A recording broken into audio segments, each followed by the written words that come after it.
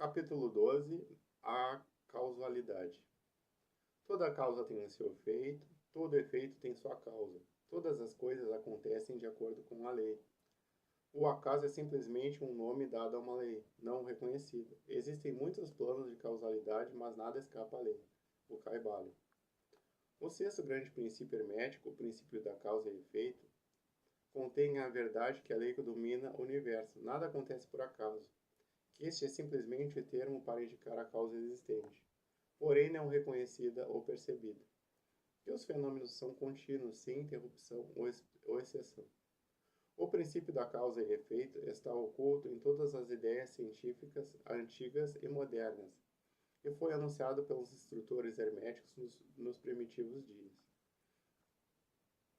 Quando se levantaram muitas e variadas disputas entre as diversas escolas de pensamentos, essas disputas foram principalmente sobre os detalhes das operações do princípio, e ainda mais das vezes sobre a significação de certas palavras.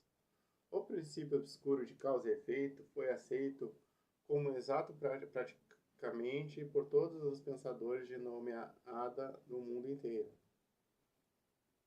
Pensar de outro modo seria subtrair os fenômenos do universo do domínio da lei e da ordem, ou proscrevê-lo ao domínio de uma causa imaginária que os homens chamam acaso. Uma pequena consideração mostrará a todos que, em realidade, não existe coisa alguma de puro acaso. Webster define a palavra acaso do modo seguinte: um suposto agente ou período de atividade diferente da força, lei ou propósito. A operação de atividade de tal agente, o suposto eleito deste agente, um acontecimento fortuito, uma causalidade, etc. Porém, um pequeno exame mostrar-vos-á que não existe um agente como acaso, no sentido de uma coisa fora da lei, uma coisa fora da causa e efeito. Como poderia ser uma coisa que agisse no universo fenomenal, independente das leis, da ordem e da continuidade desse último? Tal coisa seria inteiramente dependente do movimento ordenado do universo, e portanto superior a este. Não podemos imaginar nada fora do todo que esteja fora da lei, isso somente porque o todo é a própria lei. Não há lugar no universo para uma coisa fora independente da lei. A existência de tal coisa tornaria sem efeito todas as leis naturais, e mergulharia o universo em uma desordem e ilegalidade caótica. Um exame cuidadoso mostrará que aquilo que chamamos de acaso é simplesmente um modo de exprimir as causas obscuras, as causas que não podemos compreender. A palavra causa, derivada de uma palavra que significa cair, como a caída dos dados, dando a ideia de que a caída dos dados e de muitos jogos de azar é simplesmente um acontecimento que não tem relação com qualquer causa. E é este o sentido em que geralmente é empregado o termo. Mas quando o assunto é examinado secretamente, vê-se que não há nenhum acaso na caída dos dados. Todos os dias cai uma morte, que desagrada a um certo número de pessoas. Ela obedece a uma lei do infalível, como a que governa a revolução dos planetas ao redor do Sol. Atrás da vinda da morte estão as causas, ou cadeias de causas, movendo-se além do lugar que a mente pode alcançar. A posição da morte no box, a redução na energia muscular expendida nos golpes, a condição da mesa, etc, etc. Todas as são causas, cujo efeito pode ser visto. Mas atrás dessas causas observadas existem cadeias de causas de procedência não observada, todas as quais têm uma influência sobre o número da morte predominante. Se uma morte dura uma grande quantidade de tempo, isto procederá de que os números manifestados serão quase iguais. Isto é, haverá um número igual de uma mancha, duas manchas, etc., que são predominantes. Lançai uma moeda ao ar e ela cairá sobre qualquer cabeça ou rabo, mas fazei um bom número de arremessos e as cabeças e rabos cairão logo. Então é a operação da lei proporcional. Mas apesar da proporção dos simples arremessos estarem debaixo da lei da causa e efeito, se fôssemos capazes de examinar nas precedentes causas, seria claramente observado que era simplesmente impossível para a morte vir de outro modo, nas mesmas circunstâncias e no mesmo tempo, dadas as mesmas causas, os mesmos resultados, advirão. Sempre há uma causa e um porquê para todos os acontecimentos. Nada acontece sem uma causa ou uma cadeia de causas. Muita confusão houve nas mentes das pessoas que consideraram este princípio, porque não eram capazes de explicar como uma coisa poderia causar outra coisa. Isto é ser a criadora da segunda coisa. Com efeito, como matéria, nenhuma coisa pode causar ou criar outra coisa. A causa e o efeito são distribuídos simplesmente como eventualidades. Uma eventualidade é aquilo que acontece ou advém de como resultado uma consequência de diversos eventos procedentes. Nenhum evento cria outro evento, mas é simplesmente um elo procedente na grande cadeia ordenada de eventos procedentes da energia criativa do todo. Há uma continuidade entre todos os acontecimentos procedentes, consequentes e subsequentes. Há uma relação entre tudo que veio antes e tudo que vem agora. Uma pedra é deslocada de um lugar montanhoso e quebra o teto de uma cabana lá embaixo no vale. A princípio, consideramos isto como um acontecimento casual. Mas quando examinamos o assunto, encontramos uma grande cadeia de causas. Em primeiro lugar, está a chuva que amoleceu a terra, que suportava a pedra e que a deixou cair. Em segundo lugar, atrás desta está a influência do sol, de outras chuvas, etc., que gradualmente desintegraram pedaço de rocha e de um pedaço maior. Estão as causas que motivaram a formação da montanha e o seu levantamento pelas convulsões da natureza, e assim até o infinito. Então, poderíamos procurar as causas através da causa da chuva, etc. Poderíamos considerar a existência do teto, enfim. Logo nos envolveríamos em uma rede de acontecimentos, causas e efeitos, de cujas malhas intrincadas não nos poderíamos desembaraçar. Do mesmo modo que um homem tem 2 pais, 4 avós, 8 bisavós, 16 trisavós e assim por diante, até que em 40 gerações calcula-se o número dos avós remontarem a muitos milhares, assim é como o número de causas que se ocultam sobre o mais trivial acontecimento ou fenômeno. Tal como a passagem de uma delgada fuligem pelos vossos olhos. Não é coisa agradável descrever um pedaço de fuligem desde o período primitivo da história do mundo, desde quando ele formava uma parte de um tronco maciço de árvore, que foi primeiramente transformado em carvão e depois até que passou agora pelos vossos olhos no seu caminho para outras aventuras. E uma grande cadeia de acontecimentos, causas e efeitos trouxeram a sua condição presente.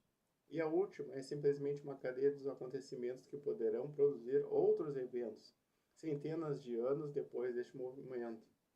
Uma série de acontecimentos procedentes do delgado pedaço de fuligem. Foi a escrita dessas linhas que fez o tipógrafo mestre reformar certa palavra, o revisor fazer a mesma coisa, e que produzirá certos pensamentos na vossa mente, e de outros que, por sua vez, afetarão outras e assim por diante, conforme a habilidade do homem para raciocinar. E tudo isto da passagem de um delgado pedaço de fuligem, e que mostra a relatividade e associação das coisas, e o fato anterior que não há coisa grande, não há coisa pequena na mente que causa tudo. Detendeu-vos a pensar um momento. Se certo moço não tivesse encontrado uma certa moça no obscuro período da Idade da Pedra, vós que agora estáis lendo essas linhas, não existiríeis agora. E talvez se o mesmo casal não se encontrasse, nós que escrevemos essas linhas, não existiríamos também agora. E o verdadeiro ato de escrever da nossa parte, e o ato de ler da vossa, poderá não só afetar as respectivas vidas nossas e vossas, mas também poderá ter uma influência direta ou indireta sobre muitas outras pessoas que agora vivem e que viverão nas idades futuras. Toda ideia que pensamos, todo ato que fazemos em seu resultado, direto ou indireto, que se adapta à grande cadeia de causa e efeito. Não queremos entrar em consideração sobre o livre-arbítrio ou determinismo nesta obra, por várias razões. Entre as diversas razões, a principal é que nenhum lado da controvérsia é inteiramente verdadeiro. Com efeito, ambos os lados são parcialmente verdadeiros, de acordo com os preceitos herméticos. O princípio da polaridade mostra que ambos são meias-verdades, polos opostos de verdade. Os preceitos são que o homem pode ser livre e ao mesmo tempo limitado pela necessidade. Dependendo isto da significação dos termos e elevação da verdade cuja significação é examinada. Os escritores antigos expressavam este assunto assim: a criação que está mais distante do centro é a mais limitada. Quanto mais próxima chega do centro, tanto mais livre é. A maioria das pessoas são mais ou menos escravas da hereditariedade dos que as rodeiam, etc., e manifestam muito pouca liberdade. São guiadas pelas opiniões, os costumes e as ideias do mundo exterior, e também pelas suas emoções, sensações e condições, etc. Não manifestam domínio algum, digno de nome, indignamente repudiam essa asserção. Dizendo, pois, eu certamente sou livre para agir e fazer como me apraz, faço justamente o que quero fazer, mas deveriam explicar melhor o que quero e como me apraz. Que os faz querer fazer uma coisa de preferência a outra, que lhe faz a prazer fazer isto e não aquilo. Não existe, pois, que para a seu prazer e desejo, o mestre pode mudar esses prazeres e vontades sem outros no lado oposto do polo mental. Ele é capaz de querer por querer, sem querer por causa das condições, emoções, meios, sem tendência ou desejo, sensações ou sugestões. A maioria das pessoas são arrastadas como uma pedra que cai, obediente ao meio, às influências exteriores e às condições e desejos interiores. Não falando dos desejos e das vontades dos outros mais fortes do que elas, da hereditariedade, da sugestão que as levam sem resistência da sua parte, sem exercício da vontade. Movidas como os peões no jogo de xadrez da vida, elas tomam parte nesse e são abandonadas depois que o jogo terminou. Mas os mestres, conhecendo a regra do jogo, elevam-se acima do plano da vida material e colocando-se em relação com as mais elevadas forças da sua natureza. Dominam as suas próprias condições, os caracteres, as qualidades e as polaridades, assim como o meio em que vivem, e deste modo tornam-se motores em vez de peões. Causas em vez de efeitos, os mestres não escapam da causalidade dos planos mais elevados, mas concordam com as leis superiores e assim dominam as circunstâncias no plano inferior. Eles formam parte inconsciente da lei, sem serem simplesmente instrumentos, enquanto servem nos planos superiores e governam no plano material. Porém, tanto nos superiores como nos inferiores, a lei está sempre em ação. Não há coisa do acaso.